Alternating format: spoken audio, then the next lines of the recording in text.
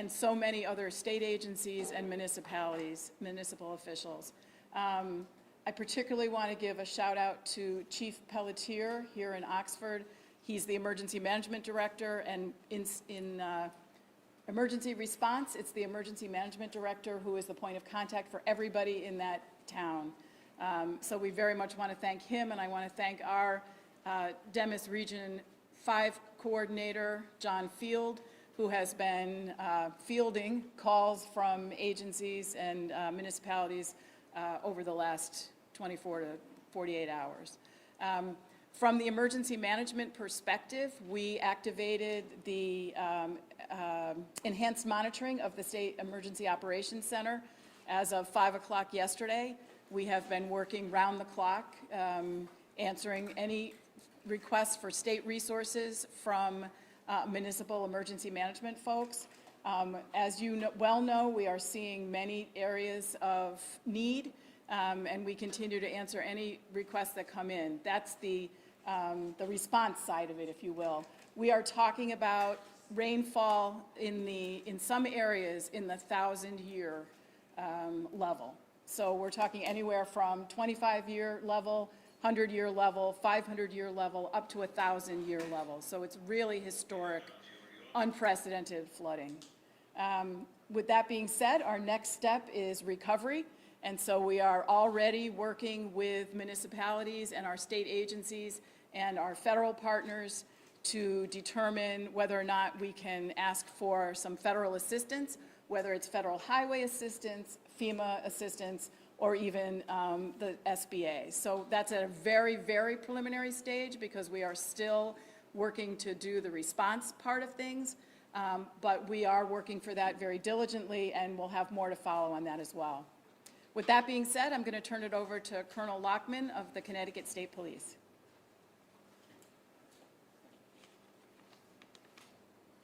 Good afternoon, everyone. I'm Colonel Daniel Lockman, Commanding Officer of the State Police, and I'd like to provide you an update with the flooding that occurred within the state, specifically the town under Connecticut State Police jurisdiction that received the most impact, which was Oxford.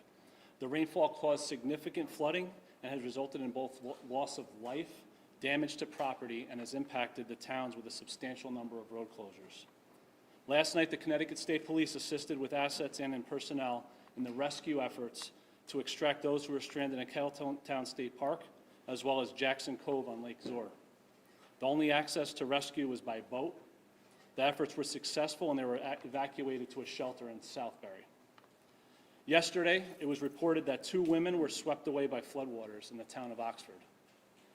2 individuals have been located today, and it is believed that the recoveries were of the individuals witnessed and reportedly swept away by floodwaters. At this difficult time, our thoughts were with the family of the deceased. I want to assure you that the State Police remains on scene as this remains an active and ongoing incident. Our canine search and rescue teams and a drone team are in the staged in the town of Oxford, and we are ready to help with the search and recovery efforts. Our aviation unit believes that there's a window this afternoon that they'll be able to get up in the air, and they will also be assisting. Oxford PD is operationally closed due to flooding. The building was successfully evacuated yesterday with no known injuries. Operations for Oxford PD have shifted to Troop A in Southbury. Any routine calls should be directed to Troop A at 203-267-2200. All emergency calls will still go to 911. Again, all emergency calls 911. State Police urge all motorists to check road conditions before driving to their destinations. Motorists should not drive over water or in roadways that are closed due to the water. Turn around and do not drown. I ask that everyone avoid the area if at all possible. And I'd like to thank our brother and sister partners at Demas, the local fire departments, local and municipal police departments, DOT, and the utility companies, among others. Any additional information will be released at cspnews.org. Thank you, and that's all the information I can share at this time. I'd like to introduce the Commissioner of the Department of Emergency Services and Public Protection, Commissioner Ronell Higgins. Thank you, Colonel. Good afternoon, everyone. As you've heard from both our state emergency management, and Colonel Lockman of the Connecticut State Police. We have been and continue to work around the clock to make sure that resources are deployed. We are in constant communication with all of our partners at the local, state, and federal level. As you heard Deputy Commissioner Bergeron share, we are working with them closely on going from response to recovery. We know that working together is crucial, and that's what we do in this state. We work together with our partners all over the state on the local, the state, and the federal levels. I want to say I'm grateful for the partnerships of our emergency management teams. John Field, who's been doing an amazing job fielding calls around the clock. They have slept very little, very little. I also want to give a shout out to our first responders who supported those community members in the town of Oxford over the last 24 hours in their time of need.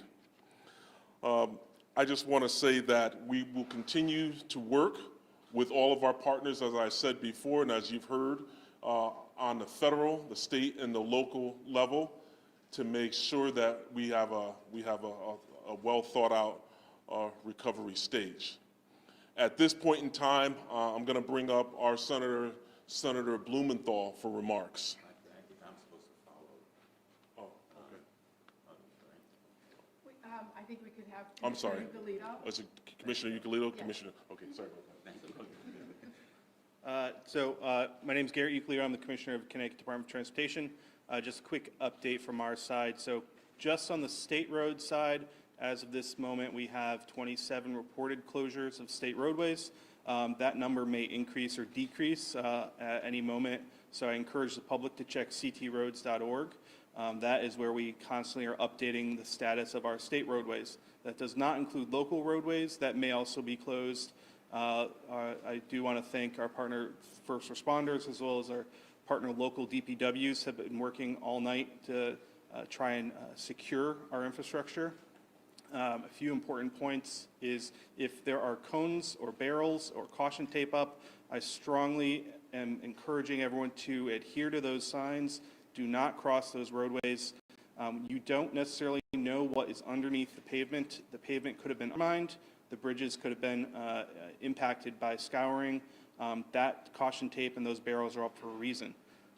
The other important point is that there may be future closures that we identify as we are spending today inspecting everything. We've had several hundred crews out there looking at all of our infrastructure, inspecting above and below the surface of the roadway and the bridges to see what we may or may not be able to find. As water continues to move down our water courses, debris is in the waterways. That may clog our culverts and bridges, so that may also end up impacting more infrastructure.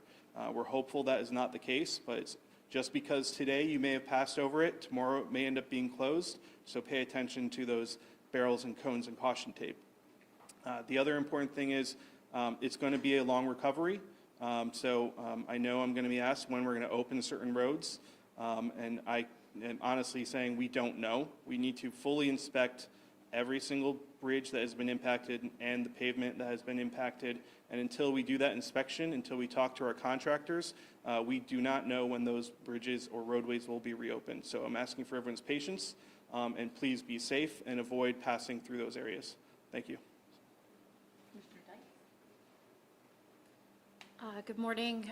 Katie Dykes here, Commissioner of the Connecticut Department of Energy and Environmental Protection. I want to provide an update on a few of the different operational impacts associated with DEEP's programs. First and foremost, yesterday, I can share with our Bureau of Outdoor Recreation that we worked very closely with first responders to help evacuate nearly 50 campers who were stranded at the Kettletown campground when a bridge that is the only access point for that campground was washed away. So all of the campers were able to be evacuated. In total, we had 45 persons, including campers plus 3 DEEP staff who were at the campground, and they were safely transported through to the on shore safely through a boat rescue.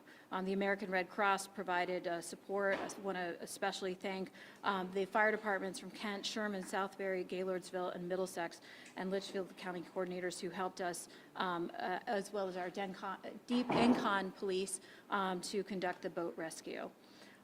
All of the campers, our understanding, are local Connecticut residents. Kettletown State Park is closed, will be closed for the season.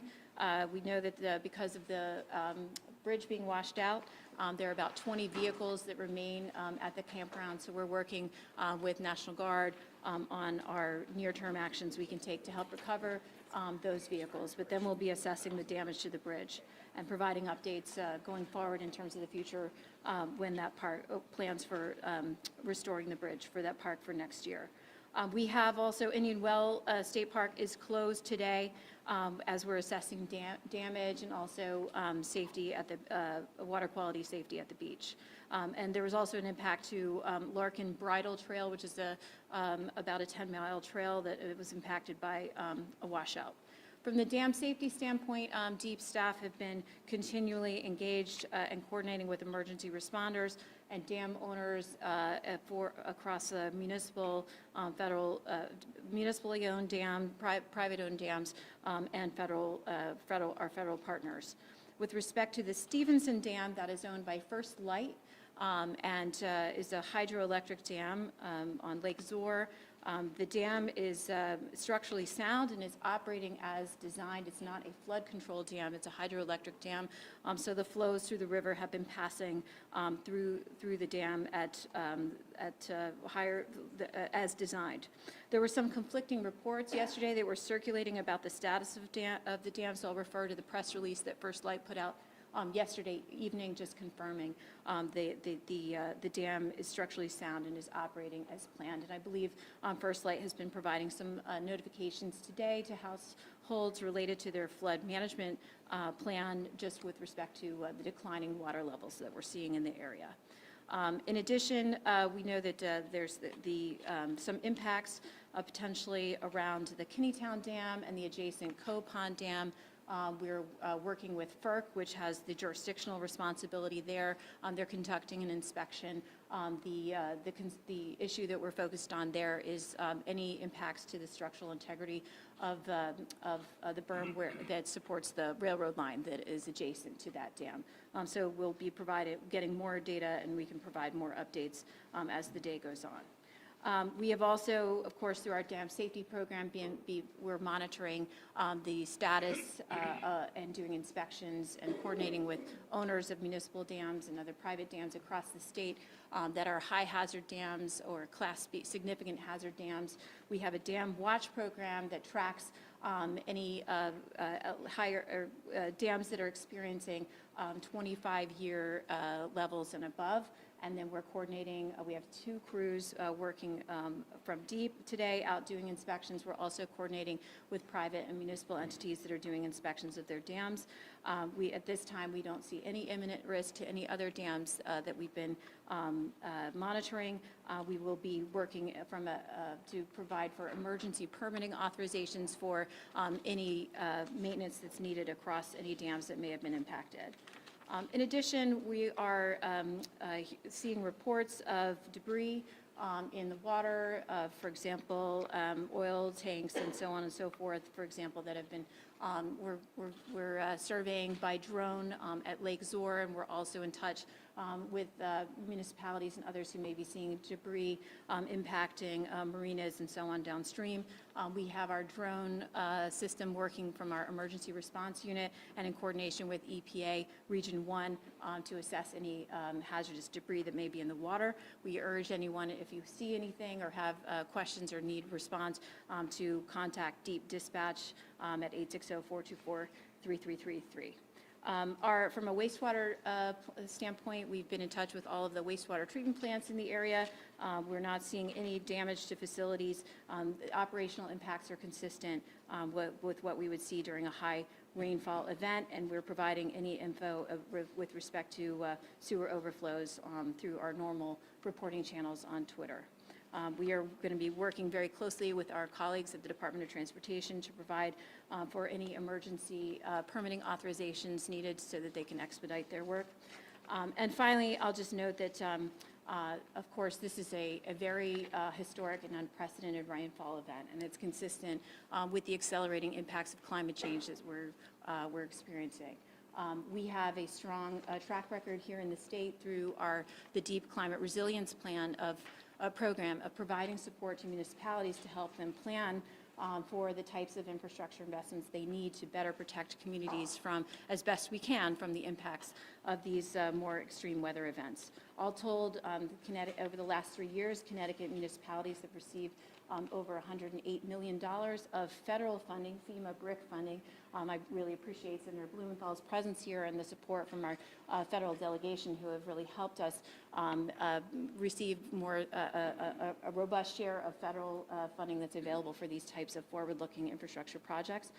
We provided $8 million last year through the Deep Climate Resilience Fund to provide planning grants for municipalities to help design and conceive of the projects that they can apply to the federal government for, and that included about $700,000 in an award to Waterbury, and then another roughly $700,000 to the Naugatuck Valley COG to support planning for stormwater management projects that can help support this region. Next month, September, we will be opening up the next round of the Deep Climate Resilience Fund. We have $75 million in bond authorizations that are provided by the legislature, and we'll be putting that out for proposals from municipalities to support additional planning grants so that they can conceive of projects, but also for the first time providing match funds because the FEMA program requires a state or local match. So we'll be inviting municipalities to apply for those match funds so that they can pursue the next round of FEMA funding that will be opening up, we understand, in September. Sorry for that. There's a lot going on at DEEP, but thank you for that. Thank you, Commissioner Dykes. Before we move into our legislative partners, can we hear from First Selectman George Temple? Thank you. Thank you all for coming today. This is a tragic and devastating day for Oxford.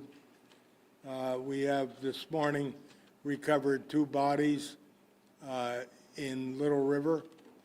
They were both women, and they're, as I understand it, they're both Oxford residents.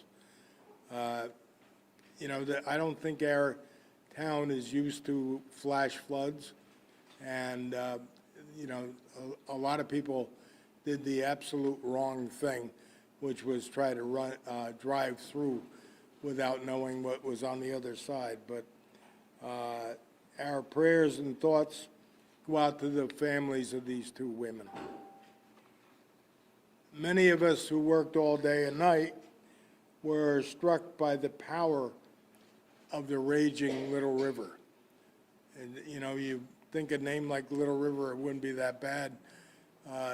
The Route 67, where many of you came up, was about 4 to 6 feet deep and very, very tumultuous current.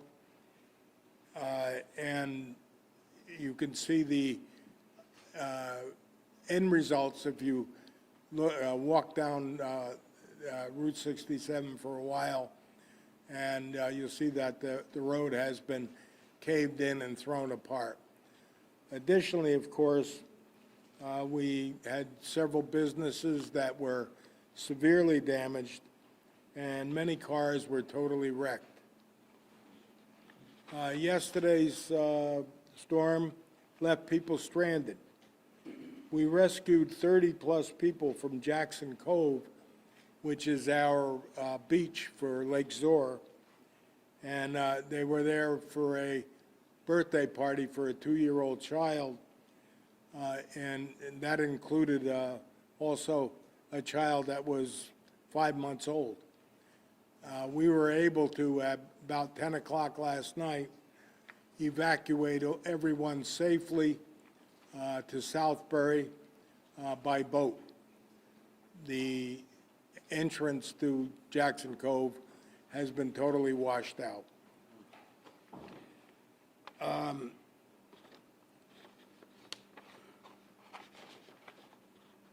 I would like to thank our firefighters, our ambulance crews, Public Works Department, and police officers who worked all evening to keep us safe. And, I was there, and I'm proud to have such men and women serve the town, and I am proud of our civic leaders who served the town with such dedication. We will overcome this in Oxford, and we will build better than ever because we're Oxford tough. Thank you. Thank you, First Selectman. Senator Blumenthal?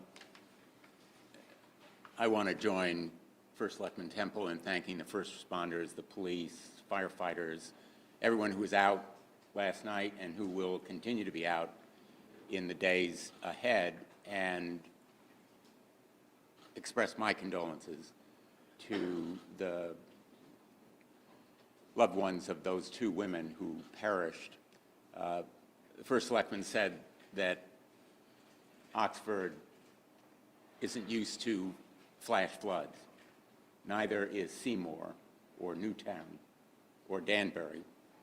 I just came from Seymour.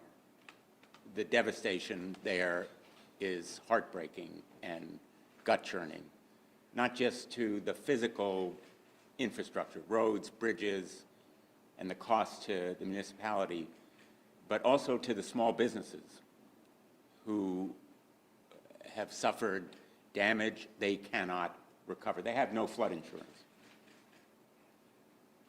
Because who would have thought the Little River would turn into a gushing torrent of destruction, which is what happened. That Little River became big. It became a huge gushing torrent of destruction, not only in Seymour, but here in Oxford.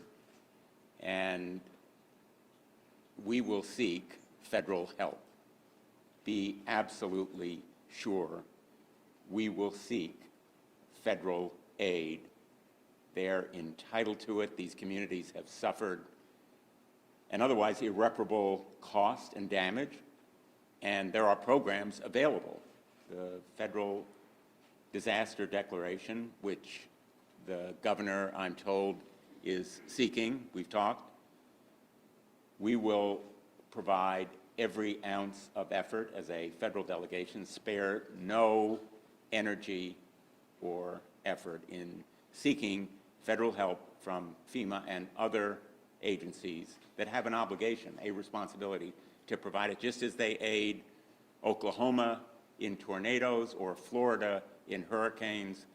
These flash floods here are equally destructive, not only to life and well-being, but also to property. But we need to address this issue as a longer-term challenge. Resilience against climate change is not just for the coastline. Flash floods and other disasters affect all of Connecticut. We all have a stake in planning and preparing.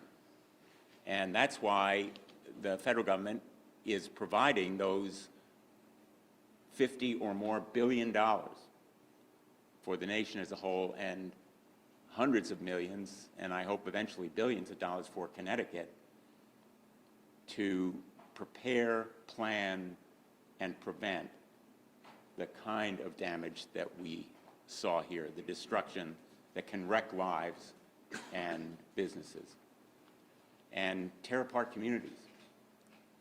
In the meantime, we will be working for resilience programs that invest in stronger infrastructure so that the Little River is contained when it threatens to overflow and do this kind of damage. There's no mystery here as to what is required to prevent these kinds of destructive disasters in the future. It is investment in the physical stuff that contains and constrains these natural disasters. I hope that folks see the great work that our agencies are going to be doing out there. When you see those cones, slow down, move over. It applies to the big highways, but also to 67 and 34 and 188, which are going to require a lot of work. You'll see those cones out there for a while. Slow down, move over. The guys working out there are doing a job under difficult circumstances, and the state police who are out there are also doing their job. So I know that towns have already started the recovery work, and we have begun drafting the papers that are necessary for us to support a disaster declaration. It will be targeted at the communities that have suffered losses, and it will be in partnership with the state and Governor Lamont, whom I'm pleased to introduce now. Or we could hear from our local representatives, state representatives. Let's start with Representative Labriola. As the local state representative here in Oxford, I live just right around the corner. I can tell you that the people of Oxford, we're hurting and our hearts are breaking. So we need a lot of help. And we're just really moved by the response by the governor, by our senator, the federal and state authorities, our agencies, our commissioners who are here, and their staff. And we're just so pleased and thankful for all the good work that they've already begun, because we need it. We need it now, and we're going to need it for the next few weeks and months ahead. Thank you. Thank you, Representative. Senator Purcell. Good afternoon, everyone. Thank you all for being here. I also offer my condolences to the two Oxford residents who were tragically lost as a result of this historic flooding. Some people have called this a 1,000-year storm. I'll remind those of you that are old enough to remember that 69 years ago yesterday was the flood, the Great Flood of Waterbury, which put the downtown Waterbury and all of these valley towns underwater. I'm thrilled to see that we have our members of our federal delegation in Washington here. We have our governor here who interrupted his plans to be here in Oxford. I had a conversation with the governor. We have an agreement, if you will, that the state will provide through its agencies all of the resources we need to get Oxford back on its feet. Oxford got sucker punched yesterday and then taken out at the knees. Our infrastructure is broken. Our main highway that runs through this town is broken. We have a loss of life. We have a loss of businesses. We have people that have had significant damage to their homes. And we will need the full strength of the local government and the state government and the federal government to fix this beautiful town and get it back running in the right direction again. But thank you for being here. Thank you, Governor, for making this a priority today as well. Thank you. State Senator Tony Huang, I represent Newtown and Bethel. I want to thank the governor for interrupting his vacation to be here. It is important to have the leadership show. It does matter. My heart goes out to the people of Oxford and the loss of life, but this was a region that got hit in a devastating, sheer force in the show of Mother Nature's power. When we talk about the rainfall, I just checked. The average rainfall for Oxford and Newtown for the month of August is about 3.5 inches. We got over a range of 12 to 16 inches of rainfall this past weekend. It is a catastrophic amount of rain. No infrastructure could accommodate it. That being said, what I saw today in going out with law enforcement and first responders and getting firsthand view of the devastation is, it is not just what you see in the pictures. It is the infrastructure damage that we don't see. I sit on the Transportation Committee. I want to echo Commissioner Euclidis's reiteration that if there are blocks and if there are detours, respect it. Do not be sightseeing to get that photo or get that video, because the structure is unsound. It is truly, first and foremost, a public safety concern. I think the second point is the fact that we are going to need collaboration from all sectors of state, local, and federal. I'm so grateful, I'm going to repeat again, I'm grateful that the governor has made the effort to show his commitment to the residents that I represent. But I think the second point is also for us. I know I speak for Senator Berthel, Senator Kelly, and Senator Harding, who will speak afterwards, is we have reached out and asked for the federal government to declare this region a disaster area so we that can get the federal funds that are necessary for restoration of infrastructure and also be able to salvage and support those families and lives that have been disrupted. This is what we do as legislators. We are here to advocate for our community, but it can't be done without the agencies and the first responders and the people that make the entire system work. So I'm happy to be a part of it. Thank you for having me here, Mr. Temple. Sure. And I think it's important. Every one of our towns need to work together and help the people in need. They need it now. Thank you. I just want to echo what Senator Wong had mentioned. This is a regional issue. Obviously, it seems like Oxford unfortunately got hit the worst, but the eastern end of my Senate district got hit pretty hard as well. And I appreciate the governor, I appreciate all the state agencies and the federal delegation for taking this with this serious nature they should be, and doing what we need to do to build back from this, because a lot of this state, a big broad swath of western Connecticut, is going to have a lot to build back from, unfortunately. And with the help of state government and federal government, hopefully we can, and local government as well, we can work to build back for our constituents and our businesses. So thank you.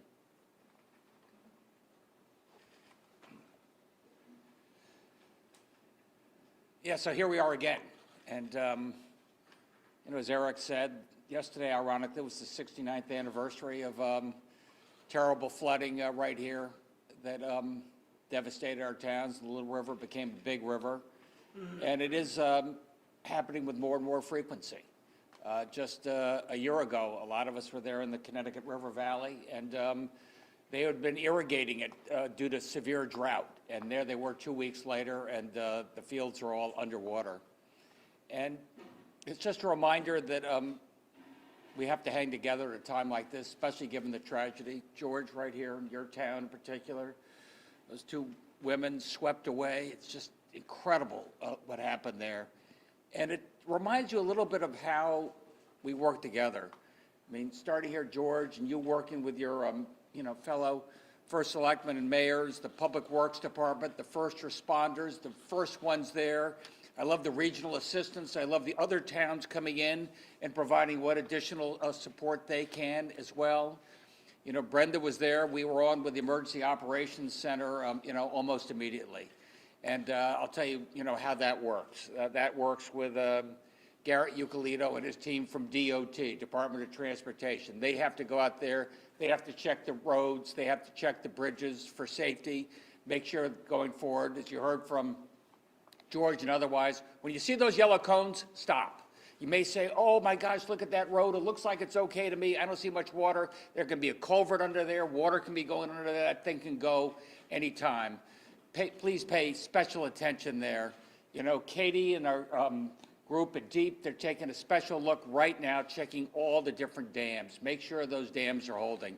Right now, as you heard from Katie, those dams are holding. We've got them reinforced a lot since 1955, and able to keep us safe. We were there, Brenda, with public health. Why is public health there? Well, they got to pay special attention to our nursing homes, special attention to our hospitals, those most at need, most vulnerable. We're there, obviously, with Eversource and UI. Make sure the electricity is on. Where do we have the most needs? Make sure that we can respond accordingly. And I'm really proud that we've been able to work very closely with the legislative delegation you have here, fighting every day for this community in this region. And I got to say the same thing for our federal delegation. Senator Blumenthal is here. We are filing for emergency declaration. Make sure we get to the front of the line. Make sure that front of the line means we get every resource we can to make sure that Oxford and neighboring towns can get back on their feet. It also, as Garrett tells me, accelerates the permitting process. So if we have to do any special repairs to, say, those bridges or dams, we can get to the front of the line there as well. And we are trying to think down the road in terms of resilience, what we can do to make sure this is a lot less likely to happen again. We have plenty of time to discuss that, but right here now, I just want to thank the people standing behind me, thank those first responders. Our hearts goes out to those that lost their lives, and we're doing everything we can to make sure. I can't tell you this will never happen again. I can tell you I'm going to make sure that we make it less frequent and make sure it's less severe, and that's something we're working on every day. Thanks, everybody. Governor, was enough done to alert people in advance? I'd like to ask George that too. Yeah, if you don't mind, there are a couple of things I forgot. You may not know about our town. Let me tell you about our town. Since we had this problem, I can't tell you how many private citizens called and requested that they help out any way that we can. Well, of course, right now is not the time to do it, but that's Oxford. That's the way they are. And there are a few people here, when you all leave, we're going to have to do the very difficult work of getting back to normal. One of which, one individual, Arnie Jensen, who's also on the Board of Selectmen. We'll be working together along with Dave McCain. And I want to thank my administrative assistant, Kristen Rosa. She did a great job during this. And, of course, Scott Pelletier, who is our emergency services coordinator. He did a wonderful job. And Jim Haliva, who has to put together the bills, and hopefully we get it paid. Is there any more information on the unfortunate situation with the two women? Were they in a car? Do you have any information on how? Yes, it appears that they were both in a car. Is that correct, Scott? Correct. Okay. And how did And you, I just want to find out how were they recovered? Because we heard one was recovered earlier this morning and one in the afternoon, so. I don't know. Okay, Scott, you want to come up and answer that question? Okay, the two parties that were swept away by the rising water, one of them was earlier in the afternoon. Firefighters were on scene attempting to get the victim from the vehicle. When a rash of water came in, the vehicle shifted, the firefighter fell down, the victim fell down, got swept down the river. A second firefighter trying to attempt that rescue went down. The other firefighters removed them from the water and got them to safety. One of them is treated for some minor injuries and is okay today. The second victim was in a vehicle, climbed out, and tried crossing the water, made it to a sign, and was hanging onto the sign. Firefighters were in there with a high-wheel vehicle trying to get to her, and the racing water was too much for her, and she got swept away. Forgive me for my confusion, so these three people were not together, two were together? Two separate incidents, two female victims.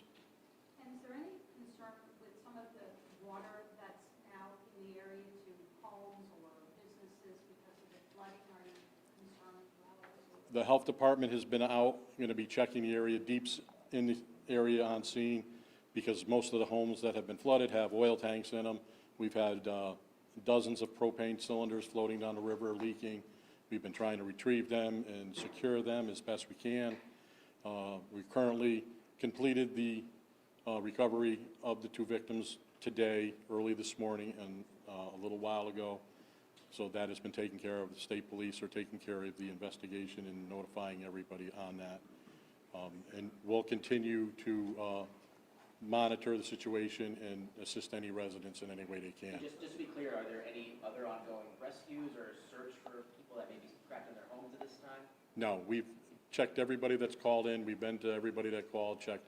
Everybody is safe at this time. We have no additional requests for rescue. George, was there enough done to alert the people in advance of this yesterday? How do you think about that? Well, I don't think there was enough advance notice. We get, every year we get probably 30 of these flash flood warnings. And as a result, most people ignore them. And, you know, this didn't seem like any different than any others. As soon as I was aware of that it was going to be a problem, though, we went out and fought it. The firemen were out there. So, you know, it just came upon us like lightning. You know, as you said, 6 inches an hour. That's you know, that's not expected here. We also saw some houses near Lake Zor and the dam. Are there a lot of homes that have been damaged? And I think you mentioned early on the insurance. Really, people don't necessarily have flooding insurance in that. Yeah, I mean, that could be a problem. But there was damage to homes. I know of one where the foundation collapsed, and they had to go to to stay in a hotel. So, you know, unfortunately, there was that. On the issue of safety of water, I got a text from George Logan from Aquarian, and there was damage to their equipment. However, it has no impact on the quality of the water, and they will continue to provide water as needed. So that I wanted to get that straight. Just one home was evacuated? I'm sorry. How many evacuations do you have? How many? You know, it's that's hard to say because a lot of people were evacuated by their neighbors.